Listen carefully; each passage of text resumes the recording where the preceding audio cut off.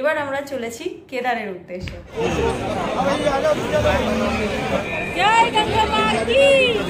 আমরা ভীষণ বিধ্বস্ত,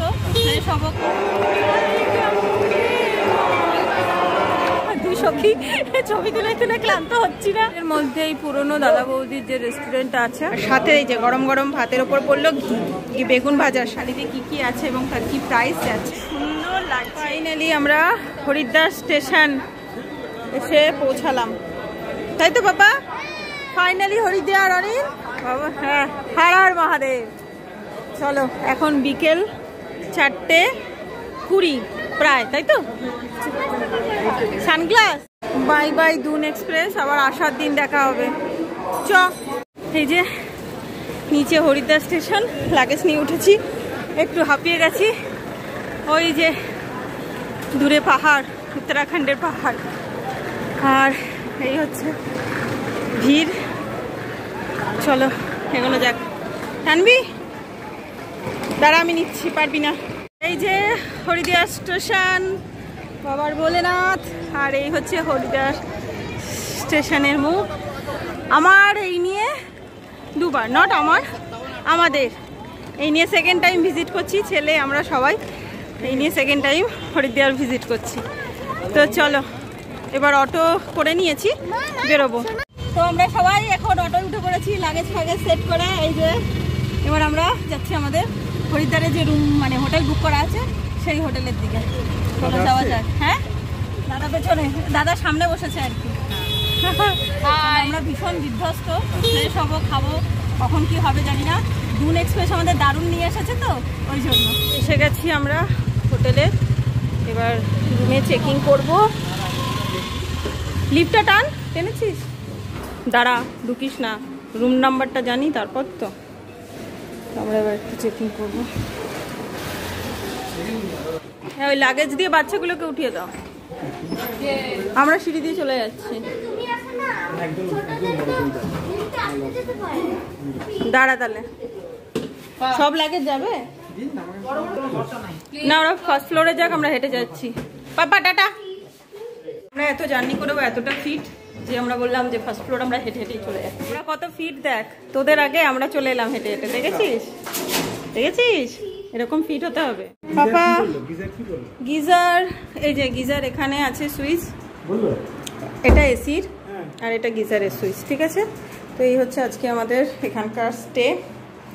এটা আমাদের ওয়াশরুম, আর এটা আমাদের রুম, এটা টিভি। হ্যাঁ, গরম না দিইনি আমি, গিজারটা দিয়ে দাও। তো এই আমরা চেক ইন করে নিয়েছি রুমে। এবার সব থেকে বড় কথা, এতটা লেট হওয়ার পর এসে এখন ফ্রেশ হব, তারপর বেরোবো।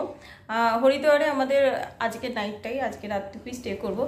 দুদিন ধরে জার্নি করছি ট্রেনে, বাট তোমাদের সঙ্গে এখনও পর্যন্ত আমরা শেয়ার করিনি যে এবারকার ট্রিপটা কোথায় হতে চলেছে। তো ফাইনালি শেয়ার করি। এবার আমরা চলেছি কেদারের উদ্দেশ্যে। তো কেদারনাথ, বৈদ্যনাথ ধাম দর্শনের জন্য বেরিয়ে পড়েছি। তো বাবা দেখি কি করে। আগামী দিনগুলোতে সব সেই ব্লগ আসবে, সমস্ত খুঁটিনাটি তোমাদের সঙ্গে শেয়ার করার আমি চেষ্টা করব। বাট সবার আগে যেটা শেয়ার করব সেটা হচ্ছে ট্রেনের এক্সপিরিয়েন্স। প্রথম কথা হচ্ছে দুন এক্সপ্রেস এমনি লেট চলে, তো খুবই বাজে একটা এই রুটের ট্রেন, সেটা সবাই জানো হয়তো, যারা ট্রেন সম্বন্ধে জানো। কুম্ভ আর উপাসনাটা অবশ্যই বেটার, বাট আমাদের সাডেন প্ল্যানের জন্য আমরা দুনেই টিকিট কেটেছিলাম। বাট দুন এক্সপ্রেসও রুট চেঞ্জ হওয়ানোর জন্য আরও ডিলে করছিল, তো সেজন্যই আমাদের এই প্রায় 12 ঘন্টার লেটটা সহ্য করতে হলো আর কি। তো যারা প্ল্যান করে এই ট্রিপে বেরোবে, কেদারনাথের ট্রিপে বেরোবে, তারা অবশ্যই দুন এক্সপ্রেস করার চেষ্টা করবেই না, ভুলেও কুম্ভ উপাসনার জন্য ট্রাই করবে। আর এমার্জেন্সি থাকলে তো আমাদের মতন অবস্থা হবে, সেটা আলাদা ব্যাপার। বাকি আমাদের একটাই সুবিধা যে আমরা 1 নাইট আগে হরিদ্বারে এসেছি, স্টে করছি, একটুখানি হলো যে জার্নিতে যে ধকলটা থাকে না সেটা কিছুটা রিলিভ হবে। তো আজকের প্ল্যান হচ্ছে এই মুহূর্তে হোটেলে চেক ইন করার পর এখন আমরা তিনজনেই খুব সুন্দরভাবে ফ্রেশ হব, দেন আমরা বেরোবো। সারাদিন পেটে ভাত টাত তো পড়েনি না, টুকটাক খাওয়া দাওয়া করেই আজকের দিনটা কেটেছে।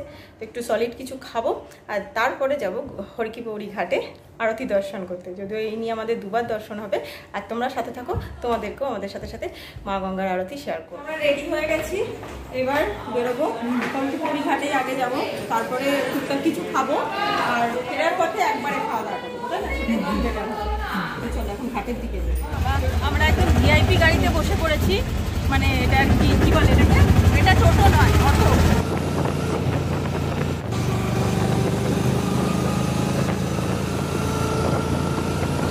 ঘাটের দিকে যাচ্ছি। আর এই দিয়ে আশেপাশে মোটামুটি বেশ কিছু স্টল আছে, এই যে এইগুলো বিক্রি হয়। গঙ্গা জল যদি কেউ কিছু নিয়ে যেতে চায়, একটু তাড়াতাড়ি করেই বেরিয়েছি, কারণ গঙ্গা আরতিটা শুরু হয়ে যাবে, সেটা কোনোভাবেই মিস করতে চাই না। তো সেজন্যই তোমাদের সাথেও শেয়ার করবো। এসে গেছি ঘাটের কাছাকাছি, দেখি চলো। চলো এসে গেছি, চলো চলো।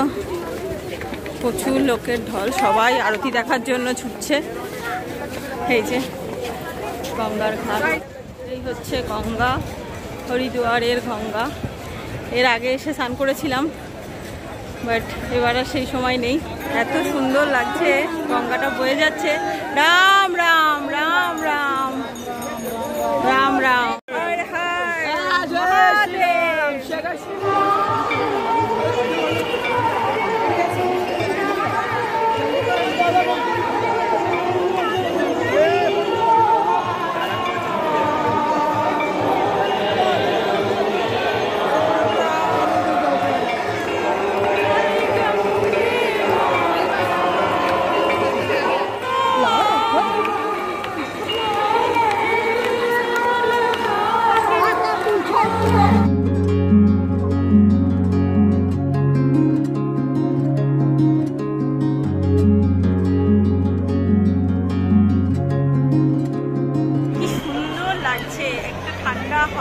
নিজের ছন্দে মা গঙ্গা বয়ে চলেছে, অদ্ভুত অপূর্ব সুন্দর লাগছে। এখানে আসলেই যেন মনটা অনেকটা শান্ত হয়ে যায়, ঠান্ডা হয়ে যায়।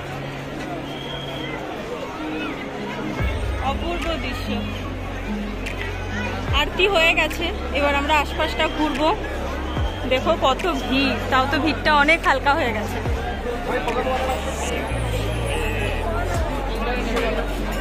এইদিকে লাল ব্রিজটা কত সুন্দর লাগছে।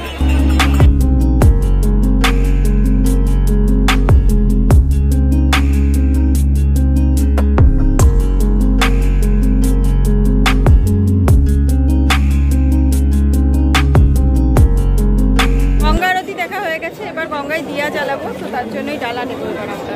এই যে এখান থেকে ডালা নিয়ে নিয়েছি, সব প্রত্যেকটা ডালা 20 রুপাই করে।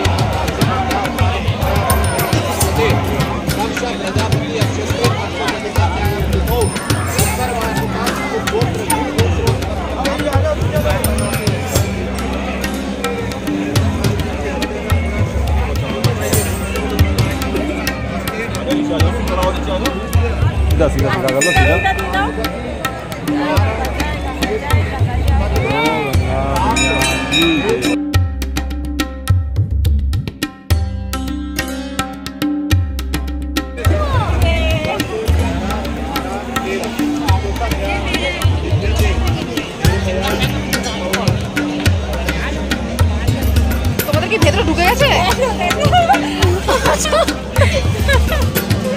ধীরে ধীরে যাবে, একবার স্রোত ধরে ফেললে এবার চলে যাচ্ছে। আমাদেরও দেরি লেট হয়েছিল একটুখানি। এগুলো ওই যে স্লো অ্যান্ড স্পিডি ওই ব্যাপারটা। পুত্তুর এদিকে ওভার এক্সাইটমেন্টে জিন্সের প্যান্টটাও ভিজিয়ে ফেলে মন খারাপ করে দাঁড়িয়ে আছে। চল চল, আর মন খারাপ করে লাভ নেই, চল। পুজো দেওয়া হয়ে গেছে। মানুষের গুলো মানে পেলাম আমাদের যদি আমি তুলতে পারি। আমাদের সুন্দরভাবে আর দিয়া জ্বালানো হয়ে গেছে, ওদেরও হয়ে গেছে আর আমাদেরও হয়ে গেছে। জল ভীষণ ঠান্ডা আর এই হচ্ছে পুরো ঘাটটা, এখনো মানুষের ঢল রয়েছে। আর এদিকে আমরা দুই সখী ছবি তুলে তুলে ক্লান্ত হচ্ছি না, তবে সবে তো শুরু ছবি তোলা। এই যে পুরো ঘাটটা, আর এই যে কপালে একটা বাবার তিলক, সব মিলিয়ে খুব ভালো লাগছে। হর হর মহাদেব। পুরো মার্কেট এই যে দেখতে পাচ্ছ, পুরো লোকের ঢল। আর ওই উপরে একটা মন্দির যদি খেয়াল করো, ওটা চণ্ডী দেবীর মন্দির, ওটা আমরা এর আগের বার এসে গেছিলাম, এবার আর যাচ্ছি না। হলকি বৌড়ি ঘাটের কাছে সন্ধ্যের ঢলটা জাস্ট দেখো, সমস্ত কিছু আছে এখানে, যা পূজার জিনিসপত্র কেনার ইচ্ছা যার যেমন, বাচ্চাদের জিনিস সে সেরকমভাবে কেনাকাটি করতেই পারো। হ্যাঁ, এই যে আমরা এখন এখানে গরম গরম চা খাবো, চাটা একটু কড়া করে। হ্যাঁ,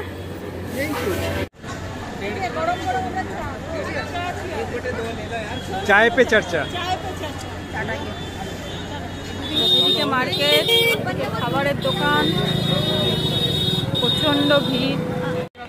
এখান থেকে আমি একটা মোবাইল কভার নিলাম, তো বৃষ্টিতে যাতে ফোনটা না বাজে। ভিডিও তো বেশ ক্লিয়ারই আসছে, তো দেখা যাক। এবার মার্কেট ঘোরা আমাদের হয়ে গেছে, কিছু কেনার নেই আমাদের, ঘুরে টুরে এসেছি, এবার খেতে হবে। প্রচণ্ড খিদে পেয়ে গেছি, যে প্রচণ্ড পেয়েছে বাঙালি মানুষ, একটু ভাত খালি হলেই ভালো হয়, তো সেজন্যই আমরা একটু, এখানে তো সবই বেশিরভাগই পাঞ্জাবি হোটেল এইসব আছে, আমরা একটু খুঁজছিলাম বাঙালি হোটেল, তো সেই জন্য পুরানা দাদা বৌদি রেস্টুরেন্টে এসেছি, এখানেই খাওয়া দাওয়া করবো। এর আগেরবারও এরকম দাদা বৌদির হোটেলেই খেয়েছি, কোনটা পুরনো সেটা তো এখন জানি না, সবই এরা বলে পুরনো। তবে দেখা যাক, আমরা মোটামুটি সিট নিয়েই বসি। তো আমরা বাঙালি খাবার খাবো বলে সারাদিন পেটে ভাত পড়েনি, তো সেজন্য ইনফ্যাক্ট সারাদিন না, গতকালও আমাদের পেটে ভাত পড়েনি, লুচি টুচি খেয়েছিলাম, তো ওই জন্যই দাদা বৌদির রেস্টুরেন্ট খুঁজে টুজে এসেছি। তো রেস্টুরেন্টটা তো বেশ ভালো, এবং এখানে আমরা থালি অর্ডার দিচ্ছি, থালিতে কী কী আছে এবং তার কী প্রাইস যাচ্ছে সেটাও তোমাদের সাথে শেয়ার করব।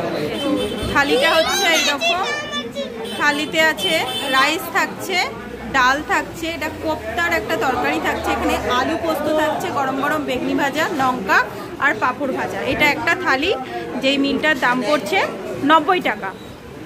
এখানে ওরা রাইস এক্সট্রা অ্যাড করবে, ডাল তরকারি চাইলে দেবে। আর সাথে এই যে গরম গরম ভাতের ওপর পড়লো ঘি, বেগুন ভাজার সাথে, ঘিয়ের সাথে বেগুন ভাজা। বেগুন ভাজা রিপিট হবে না দাদা, বেগুন ভাজা তো রিপিট হবে না, শুধু ডাল সবজি, ডাল সবজি রিপিট হবে, বেগুন ভাজা রিপিট হবে। বাবু বেগুন ভাজা খায় না বলে বসে আছে, আমরা শুরু করে দিয়েছি। গরম গরম ভাতের সাথে ঘি, কাঁচা লঙ্কা, নুন দিয়ে বেগুন ভাজা দিয়ে প্রথমটা হেভি লাগছে, খিদের টানে জাস্ট অমৃত।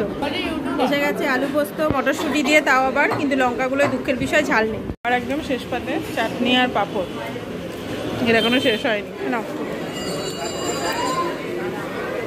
আর দেবো, এটা ভালো লাগে মিষ্টি কিন্তু। তো মার্কেটের মধ্যেই পুরনো দাদা বৌদির যে রেস্টুরেন্ট আছে, আমরা এখন এখানেই ডিনার করলাম, ভাতের থালি খেয়ে এবার আমরা বাড়ি, মানে সরি হোটেলের দিকে ফেরত যাবো। শাহবাবু বাঙালি হোটেল, আবার তাও আবার লাস্ট আমরা 11 তারিখ দুটো খেয়ে দিয়ে বেরিয়েছিলাম, তারপরে 13 তারিখ রাতে, তাই না, মাঝখানে ভাত নেই আর, তো সেই জন্য ভালোই লাগলো। এই যে ট্রেকিংয়ের জন্য আমরা পাতলা পাতলা রেনকোটগুলো নিচ্ছি, অনেক দিচ্ছি, এই হলুদ দুটো কালার নিলাম, এই দুটো রেনকোটগুলো নিয়ে নিয়েছি, কারণ পাহাড়ি ওয়েদার তো, বৃষ্টি টিষ্টি হয়, তো ফোনের কভার আর রেনকোট দুই হয়ে গেছে। এবার আমরা হোটেলের দিকে যাচ্ছি। হোটেলে ফিরে এসেছি, রুমে ঢুকে পড়েছি, ভীষণ টায়ার্ড লাগছে, এক তো ট্রেনের জার্নি, তার একটা টায়ার্ডনেস তো থাকি, তারপরে আজকে সারাটা দিনই এমনি লেট করেছে ট্রেনটা, তো সেই কারণে একটা ভীষণ টায়ার্ডনেস তো রয়েছেই। তবে হরিদ্বারে সন্ধ্যাবেলায় সন্ধ্যা আরতিটা কতটা দেখতে পারবো সেই নিয়ে একটু টেনশন ছিলাম, খুব ভালোভাবে দেখেছি, আশা করি তোমাদের সঙ্গে শেয়ার করেছি, তোমাদেরও নিশ্চয়ই ভালো লেগেছে।